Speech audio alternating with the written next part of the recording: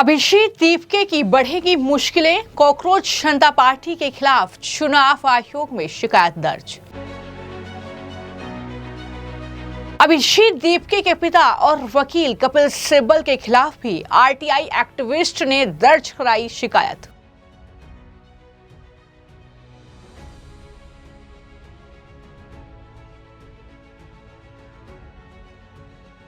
RTI activist Tiwari ने पूछा, पिता की सैलरी 65,000 रुपये महीना, अमेरिका में पढ़ाई का खर्च कैसे उठाया। तो अगर उनकी 60-65 हज़ार की सैलरी थी, उसमें अपने बच्चों को अमेरिका पढ़ाना, क्योंकि अमेरिका में 30 लाख से लेकर के 1 करोड़ तक का साल भर का खर्च आता है, तो इतना बड़ा खर्च कहां से निकला। कॉकरोच जनता पार्टी का प्रोटेस्ट खत्म हो चुका है, लेकिन सवालों के घेरे में अभिजीत दीपके और पूरी पार्टी बनी हुई है।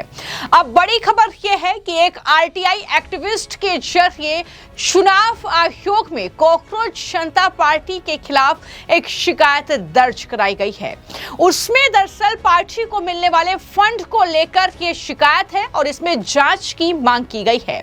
सिर्फ इतना ही नहीं, वरिष्ठ वकील कपिल सिब्बल और साथ ही अभिजीत दीपके के पिता के खिलाफ भी एक शिकायत दर्ज हुई है। यानी कुल मिलाकर जो ये आरटीआई एक्टिविस्ट आप तस्वीर में देख रहे हैं, अमित तिवारी इनका नाम है। इन्होंने अलग अलग जगहों पर शिकायत दर्ज कराई है। कुल 3 शिकायतें इनकी तरफ से दी गई है, जिसमें उन्होंने ये बताया कि कपिल सिब्बल ने जो 1 करोड़ का फंड सीजेपी को दिया है, उसको लेकर भी उन्होंने कपिल सिब्बल के खिलाफ शिकायत दर्ज कराई है।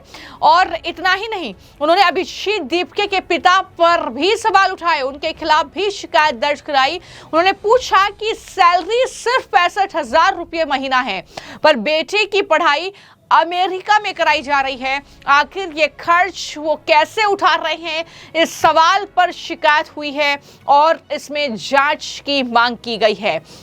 तो वहीं पर कॉकरोच जनता पार्टी को जो फंड मिल रहा है, उसको लेकर चुनाव आयोग में भी एक कंप्लेन पहुंची है। जांच होनी चाहिए, ये मांग उनके जरिए की गई है। आय से अधिक संपत्ति का मामला है तो कड़ी कार्रवाई होनी चाहिए। ये सारे राज खुलेंगे, अब ये बातें वो कर रहे हैं। और उन्होंने सीधे तौर पर कॉकरोच जनता पार्टी पर कई तरह के आरोप लगाए और कहा कि ये एक राजनीतिक दल की तरह बिहेव कर रहे हैं और आप रजिस्टर्ड नहीं है, आप चंदा ले रहे हैं जो कि अवैध है, तो इसकी जांच होनी चाहिए। सुनिए आरटीआई एक्टिविस्ट जिनके जरिए 3 अलग अलग जगहों पर शिकायत दर्ज कराई गई है, जिससे कॉकरोच जनता पार्टी की मुश्किलें बढ़ सकती हैं, उन्होंने क्या कुछ कहा है अपने बयान में। जैसे कि मैंने अलग अलग जगह पे 3 अलग अलग जगह पे शिकायत की है। जैसे कि सीजेपी के विरुद्ध में एक ईसीआई में कंप्लेन की है, और कपिल सिब्बल साहब ने जो 1 करोड़ का फंड दिया है, उसके विरुद्ध में मैंने सीबीआईसी में शिकायत की है कि इस पे 18% जीएसटी वसूल किया जाए। तथा महाराष्ट्र सरकार में भी मैंने एक शिकायत की है कि जो शंकर भगवान दीपके जी जो थे, वो जूनियर इंजीनियर के पोस्ट पर वहाँ पे एमआईडीसी में कार्यरत थे। तो अगर उनकी 60-65 हज़ार की सैलरी थी, उसमें अपने बच्चों को अमेरिका पढ़ाना, क्योंकि अमेरिका में 30 लाख से लेकर के 1 करोड़ तक का साल भर का खर्च आता है, तो इतना बड़ा खर्च कहाँ से निकला। क्योंकि आपकी अगर 60-65 हज़ार की पगार है, उसमें आप 30-35 लाख रुपए खर्च कर रहे हैं, तो वो चीज़ समझ में नहीं आती है। इसके विरुद्ध में हमने महाराष्ट्र सरकार में भी शिकायत की है कि इसकी जांच की जाए। अगर आय से अधिक संपत्ति का मामला है तो उस पर कड़ी कार्रवाई की जाए।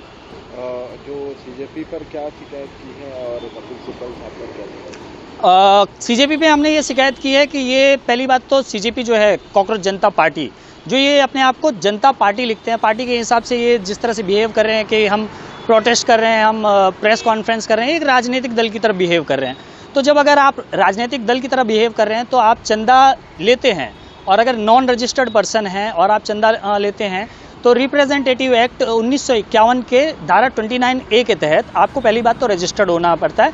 आपका जो भी चंदा और बाकी चीज़ें हैं वो आपको ईसीआई को देना होता है।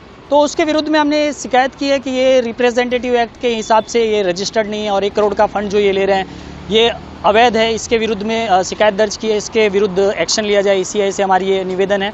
इसके अलावा हमने कपिल सिब्बल साहब ने जो 1 करोड़ रुपए का फंड दिया है, इसके विरुद्ध में भी हमने ये कंप्लेन किया है कि भाई आरसीएम में वकील फ़ीस अगर देता है और दूसरे वकील को फ़ीस देता है, तो एज ए जो वकील पे कर रहा है वो वकील एज ए क्लाइंट होता है। और वकील के ऊपर जीएसटी नहीं लगता है, लेकिन जो क्लाइंट होता है उसे बेयर करना होता है। 20 लाख के टर्नओवर के ऊपर अगर सर्विस पोर्शन है उस पर 20 लाख पे आपको जीएसटी पे करना होता है। तो यहाँ तो सर्विस पे 1 करोड़ का सर्विस कपिल सिब्बल साहब कह रहे हैं कि 1 करोड़ का हम इसमें फ़ंड रिलीज़ कर रहे हैं, फ़ंड दे रहे हैं। तो 1 करोड़ का जो फ़ंड दे रहे हैं उसके विरुद्ध में हमने CBIC को भी लिखा है कि RCM के तहत कपिल सिब्बल साहब से 1 करोड़ का जो फ़ंड इन्होंने डोनेट किया है या जो फीस दी है, तो उसके ऊपर 1 करोड़ पे 18 लाख रुपए इनसे जीएसटी लिया जाए। शिकायत करने के पीछे की क्या वजह है? शिकायत करने के पीछे की वजह ये थी कि हमारे देश की जो सभ्यता है, हम कभी भी हमारे बुजुर्गों का बहुत मान सम्मान करते हैं। आप CJP आंदोलन चला रहे थे, नीट का आंदोलन चला रहे थे, हम एकदम उससे समर्थन करते हैं। लेकिन ये जो आंदोलन के बीच में हमारे बुजुर्ग प्रधानमंत्री जी को गाली देना, उनकी माता के ऊपर, स्वर्गीय उनकी माता जी के ऊपर गाली देना, प्लस जो बाहर देशों के जितने राजनीतिक हैं संबंध हैं उन सभी से मतलब गलत बातें करना, ये सब चीज़ें बहुत आहत करती है और इसके विरुद्ध में हमने ये कंप्लेन की है कि ये चीज़ नहीं होनी चाहिए, ये गलत है। तो इस तरीके से ये आपने RTI एक्टिविस्ट को सुना जिन्होंने कपिल सिब्बल के खिलाफ भी शिकायत दर्ज कराई है। यानी मुश्किलें जो हैं इस मामले में बढ़ सकती हैं। शुरू से ही जब से CJP का ये आंदोलन शुरू हुआ और जिस तरीके से वहां पर सारी चीजें, सारी गतिविधियां देखने को मिली, लगातार ये कहा जाने लगा कि क्या इस आंदोलन को कोई फंडिंग कर रहा है।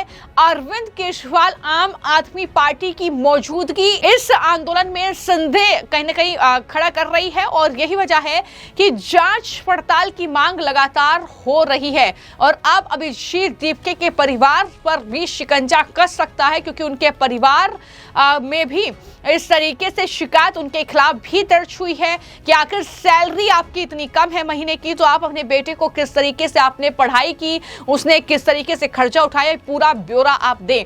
तो ये शिकायत है। हालांकि इन शिकायतों पर कितना जो है अमल किया जाएगा, कितना गौर किया जाएगा और क्या कुछ संज्ञान लिया जाएगा, ये आने वाले वक्त में देखना होगा। लेकिन ये भी हम देख रहे हैं कि लगातार जो कॉकरोच जनता पार्टी के फाउंडर हैं अभिजीत दीपके और सौरभ दास जो कि प्रवक्ता हैं और तमाम अन्य जो CJP से जुड़े लोग हैं, वो सरकार पर अभी भी हमलावर है। वो बार बार सरकार को फिर से आंदोलन की धमकी दे रहे हैं कि अगर हमारी मांगे नहीं मानी तो हम आंदोलन करेंगे। लेकिन वहीं पर कुछ लोग लगातार जांच पड़ताल की मांग कर रहे हैं इस बात को लेकर कि क्या इस आंदोलन को फंडिंग की गई, और ये एक राजनीतिक दल कहने के लिए है, अभी रजिस्टर्ड नहीं है, तो फिर इसे फंड क्यों दिया जा रहा है, ये फंड कहां से आ रहा है, ये कौन दे रहा है, ये सारी जांच का विषय है चीजें। और यही वजह है कि लगातार जांच की मांग इस मामले में हो रही है। फिलहाल आपकी इस खबर को लेकर क्या राय है, हमें कमेंट बॉक्स में जरूर लिखें। धन्यवाद।